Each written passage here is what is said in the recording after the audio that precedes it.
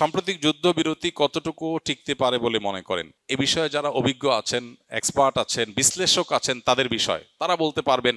যারা এই জাতীয় বিষয়গুলোকে অ্যানালাইসিস করে থাকেন, সে সমস্ত গবেষকদের, বিশ্লেষকদের কাজ।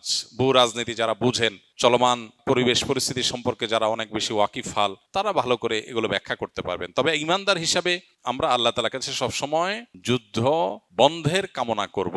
নবী করিম সাল্লাল্লাহু আলাইহি সাল্লাম তিনি আমাদেরকে নির্দেশ করেছেন, লা তাতামান্নাউ লিকা আল আদু ওয়াসআলুল্লাহ আল আফিয়া।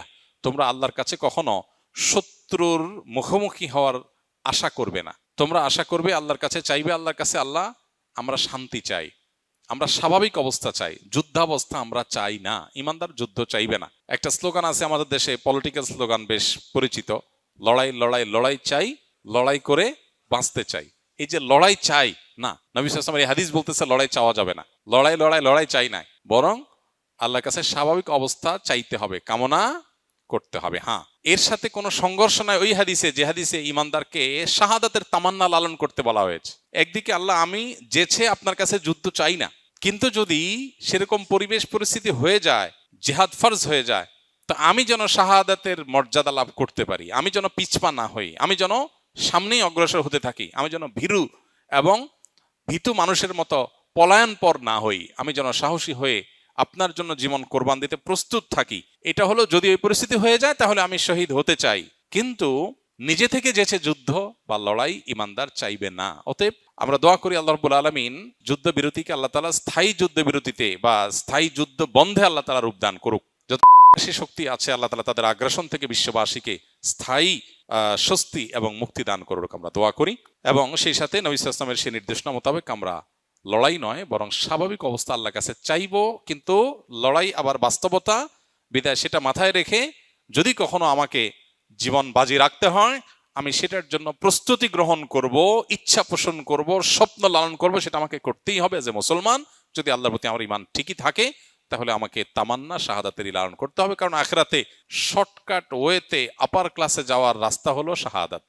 বিধায় সেটা আল্লাহর কাছে আমাদের তামান্না থাকতে হবে। আল্লাহ আমাদেরকে সেটা তৌফিক দান করুন, সেই সৌভাগ্য আল্লাহ তাআলা আমাদের সবাইকে নসিব করুন। আলী রাদিয়াল্লাহু তাআলা আনহু তার ছেলেকে নসিহা করেছিলেন যে, তুমি কোন শত্রুকে ডেকে লড়াইয়ের জন্য আনবা না, কিন্তু কেউ তোমাকে যদি ডেকে বের করে তাহলে পিছপাও হবে না। তাহলে এখানে অত্যন্ত চমৎকার সমন্বয় আমরা দেখতে পাই। আবার দোয়া করি আল্লাহ রাব্বুল আলামিন বিশ্বের এই যত রকমের অশান্তি আছে এগুলো দূর করে আল্লাহ তাআলা বিশ্ববাসীকে পরিপূর্ণ এবং স্থায়ী শান্তির পথে পরিচালিত হওয়ার তৌফিক দান করুন।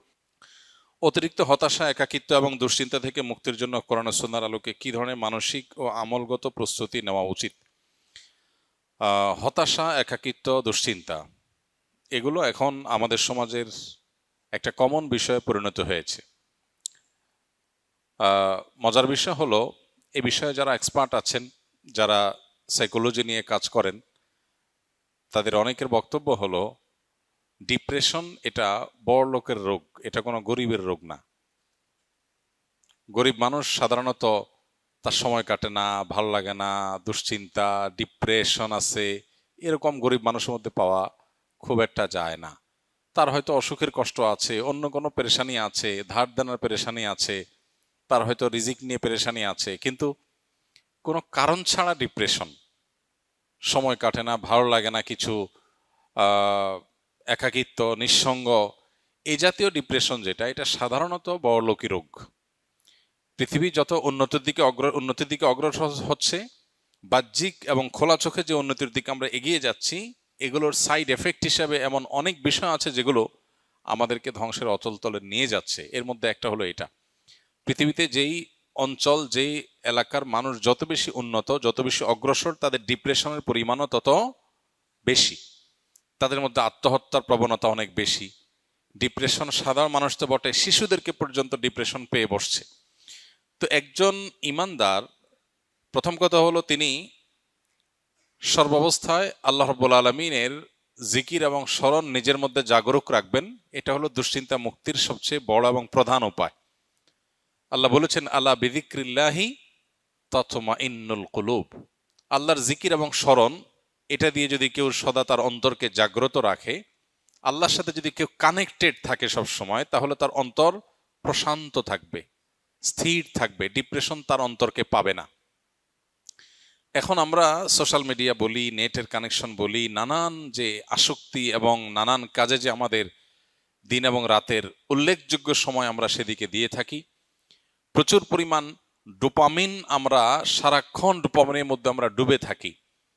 সোশ্যাল মিডিয়াতে কোনো আনন্দ, কোনো বেদনা, যেগুলো আমাদেরকে সর্বমুহূর্তে আমাদের ফোকাসকে বিক্ষিপ্ত করে ফেলছে। কখনো আমরা একটা নিউজ দেখে আনন্দিত হয়ে যাচ্ছি, কখনো আরেকটা নিউজ দেখে আমরা বেদনাহত হচ্ছি, কারোর স্ট্যাটাস দেখে আমরা ক্ষুব্ধ হয়ে যাচ্ছি, কারোটা দেখে আমরা খুশি হয়ে যাচ্ছি। এই যে ছোট ছোট ডোপামিনগুলো, এগুলো আমাদের মন, মস্তিষ্ক, চিন্তাধারা এগুলোকে বিক্ষিপ্ত করে ফেলে।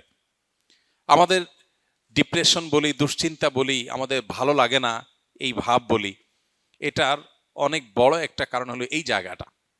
এর বিপরীতে একজন ইমানদার যখন আল্লাহকে স্মরণ করে, আল্লাহর স্মরণকে পরিপূর্ণভাবে নিজের মধ্যে জাগ্রত রাখে, সে ব্যক্তিকে আল্লাহ তাআলা অন্তরকে প্রশান্তি দিয়ে পরিপূর্ণ করে দেন। সাহাবা ইকরাম রিদওয়ানুল্লাহ তাআলা আজমাইন, তারা ছিলেন সবচেয়ে বড় রোল মডেল এই আইটেমের।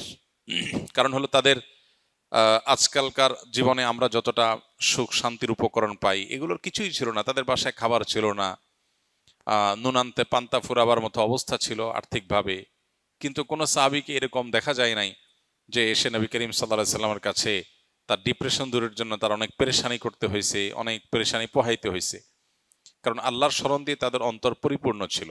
এই জন্য আল্লাহর সাথে যদি কারোর অন্তরের কানেকশনটা সবসময় সে ধরে রাখে, ৫ ওয়াক্ত নামাজ ৫ বার কানেক্টেড হওয়ার উপায়, সকাল সন্ধ্যার দোয়া জিকির আরো ২ বার কানেক্টেড হওয়ার উপায়, ঘুমানোর সময় অনেকগুলো দোয়া জিকির, এগুলো আরো বিশেষ কানেকশনের উপায়। এর বাইরে চলতে ফিরতে, উঠতে বসতে, বাজারে যেতে, বাজার থেকে আসতে, খেতে, খাওয়ার শেষে, খাওয়ার মাঝখানে, ঘুম ভেঙে গেলে, ঘুমাতে গেলে, ঘুম থেকে ওঠার পর, ওয়াশরুমে যেতে গেলে, বাসায় ঢুকতে গেলে, বাসা থেকে বের হওয়ার সময়, যে কোনো ভালো কাজ শুরু করার সময়, সারাক্ষণ আল্লাহর স্মরণ দিয়ে আমাদের জীবনটাকে অত্যন্ত ব্যস্ত করে রাখা হয়েছে আমাদের প্রশান্তির প্রয়োজনে। আমরা সেখান থেকে সরে গেছি, ডিপ্রেশন আমাদেরকে পেয়ে বসেছে। এটা হলো প্রধান কারণ। তাহলে আল্লাহর জিকির এবং স্মরণ এটা হলো সবচেয়ে বড় উপায়। এবং ডোপামিন এবং এ জাতীয় বিক্ষিপ্ত করে ফেলার মতো, ফোকাস নষ্ট করার মতো, মন মেজাজকে বিক্ষিপ্ত করে ফেলার মতো বিষয়গুলো থেকে সরে আসা, এটা হলো ডিপ্রেশন থেকে বাঁচার অন্যতম প্রধান করণীয়। এরপরে যে করণীয় সেটা হলো নবী করিম সাল্লাল্লাহু আলাইহি সাল্লাম বেশ কিছু দোয়া তিনি সবসময় আল্লাহর কাছে নিবেদন করতেন। এর মধ্যে একটা হলো আল্লাহুম্মা ইন্নী আউযু বিকা মিনাল হাম্মি ওয়াল হাযান ওয়া আউযু বিকা মিনাল আজজি ওয়াল কাসাল। আল্লাহ, আপনার কাছে দুশ্চিন্তা এবং পেরেশানি থেকে পানাহ চাই, মুক্তি চাই। এই যে দোয়া নবীজি করেছেন, এই দোয়াটা বেশি বেশি করা যেতে পারে। আল্লাহুম্মা ইন্নী আউযু বিকা মিনাল হাম্মি ওয়াল হাযান। আল্লাহ, আপনার কাছ থেকে পেরেশানি এবং দুশ্চিন্তা থেকে আমি পানাহ চাই, মুক্তি চাই। একদম নবীজি সাল্লাল্লাহু আলাইহি ওয়াসাল্লামের ভাষায় আমরা এই দোয়াটা আল্লাহর কাছে বেশি বেশি নিবেদন করতে পারি। তৃতীয়ত, দুরুদ এবং ইস্তেগফার, এই দুটি আমল প্রসঙ্গে হাদিসে স্পষ্ট আমাদেরকে জানানো হয়েছে যে এই দুটি আমল বান্দার পেরেশানি দূরের ক্ষেত্রে সহায়ক ভূমিকা রাখে।